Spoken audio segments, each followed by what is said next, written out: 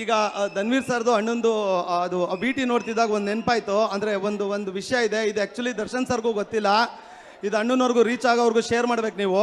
ಅದೇನು ಅಂತ ಒಂದು ತೋರಿಸ್ತೀನಿ, ಇದು ದರ್ಶನ್ ಸರ್ಗೂ ಗೊತ್ತಿಲ್ಲ. ಒಂದು ನಿಮಿಷ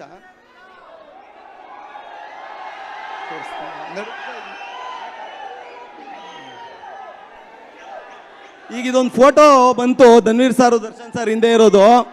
ಈ ಫೋಟೋನ ಒಂದಷ್ಟು ವರ್ಷಗಳ ಹಿಂದೆ ನಾನು ಬರೆದಿದ್ದು, ನಾನು ಮಾಡಿದ್ದು ಈ ಫೋಟೋ. ಇದು ಇದು ಇದು ದರ್ಶನ್ ಸರ್ಗೂ ಗೊತ್ತಿಲ್ಲ ಆ್ಯಕ್ಚುಲಿ. ಬ್ಯೂಟಿಫುಲ್ ಮನ್ಸುಗಳು ಸಿನಿಮಾ ಟೈಮಲ್ಲಿ ಅಣ್ಣ ಸಪೋರ್ಟ್ ಮಾಡೋಕೆ ಬರ್ತಿದ್ದಾರೆ ಅಂತ ನಾನು ಅದೊಂದು ಚಿಕ್ಕ ಪಾತ್ರ ಮಾಡಿದ್ದೆ. ಅಲ್ಲಿ ಮಾತು ನಡೀತಿತ್ತು ಸರ್ಗೆ ಏನು ಕೊಡ್ಬೋದು ಅಂತ.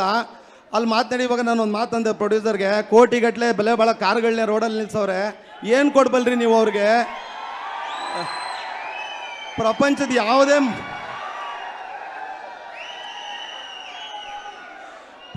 ಯಾವುದೇ ಮೂಲೆಯಿಂದ ತಂದ್ರೂ ಅದು ಅವ್ರು ನೋಡಿರ್ತಾರೆ, ಅವ್ರ ಗೋಡನಲ್ಲಿ ಇರುತ್ತೆ. ನೀವು ಯಾರು ಊಹಿಸ್ದೆ ಅಂತರದ್ದು ಏನಾದ್ರು ನಾನು ಮಾಡಿಕೊಡ್ತೀನಿ, ನಮ್ಮ ನಂಬಿ ಅಂತ ಹೇಳಿದ್ದೆ. ಆಯಿತು ಮಾಡು ಅಂದಿದ್ರು.